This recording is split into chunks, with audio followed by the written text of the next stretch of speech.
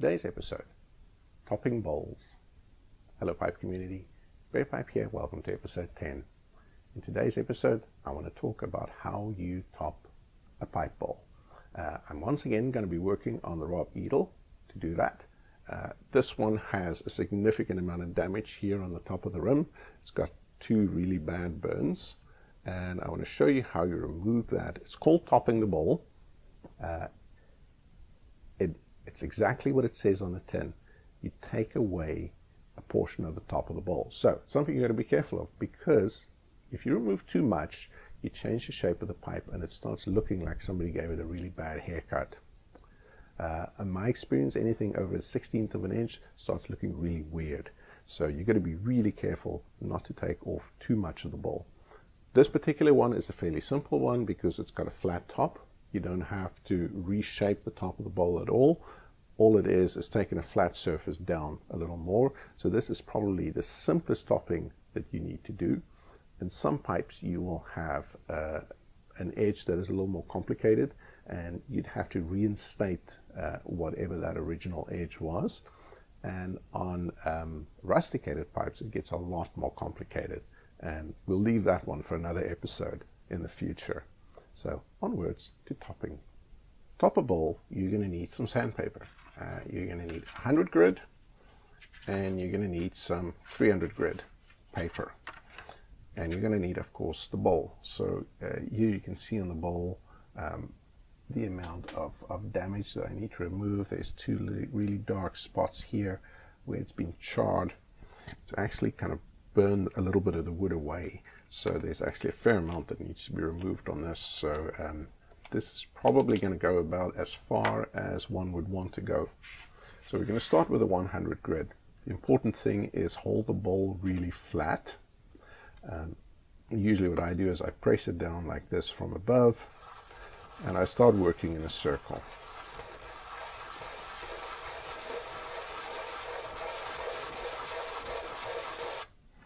And you'll see immediately where the areas it's damaged starts to emerge as the areas that's remaining in dark.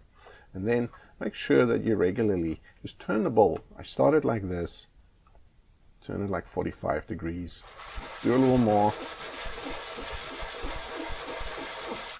turn it 45, do a little more. Very gentle pressure. You don't need to press very hard.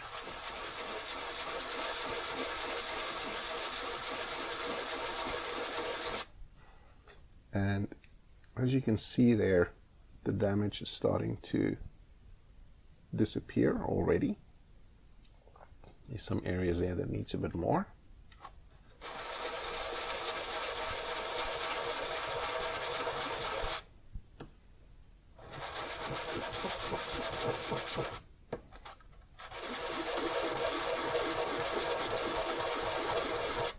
Be sure that sometimes go anti-clockwise as opposed to just clockwise, just to make sure that you keep things even.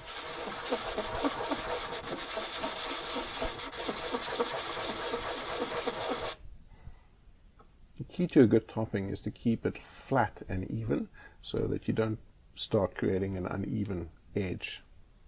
And you can see there it's getting closer.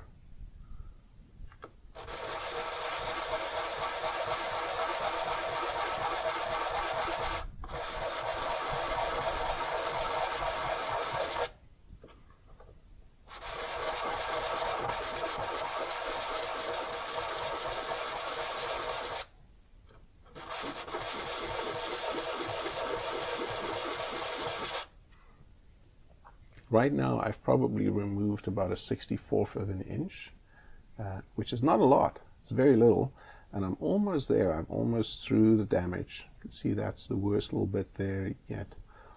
I probably need to go about half as much as I've gone already to be able to get all of it out.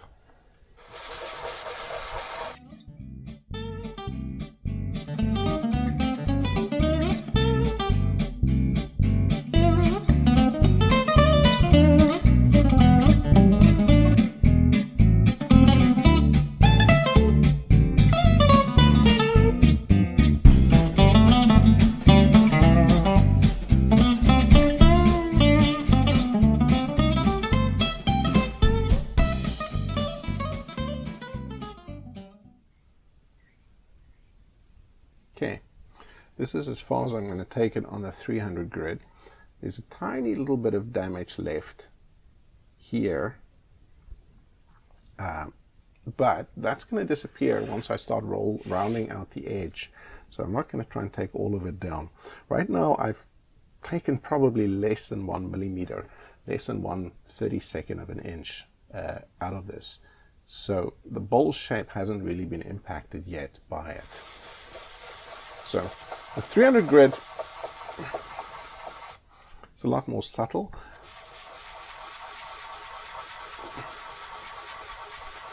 This is really just to even it out and make it smooth. You can already feel the difference.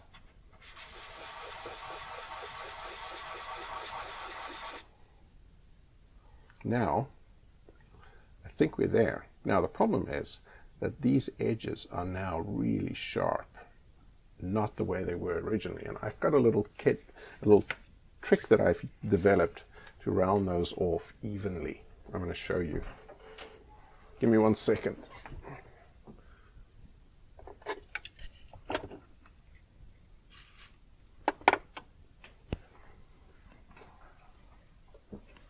So what I've done is I've glued together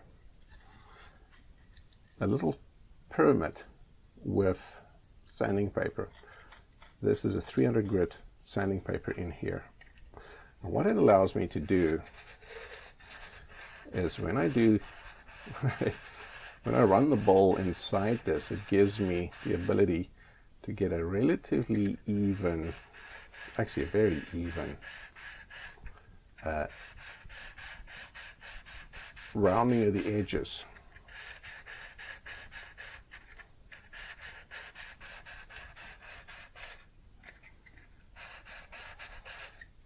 And that's important to do because you just want to take the edge off that sharp end, because that makes the pipe look unfinished. The original bowl had a slightly rounded edge. You just want to put that back in there.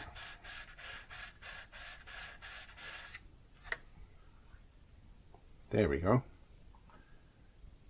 That's all you need. Just a slight edge to the bowl. I don't know if you could even see that on there, but it makes a big difference in terms of what the pipe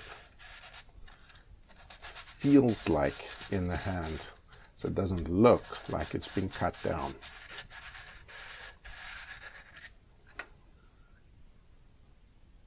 There we go. Now, the same thing applies to the inside edge. For that, I have a different trick.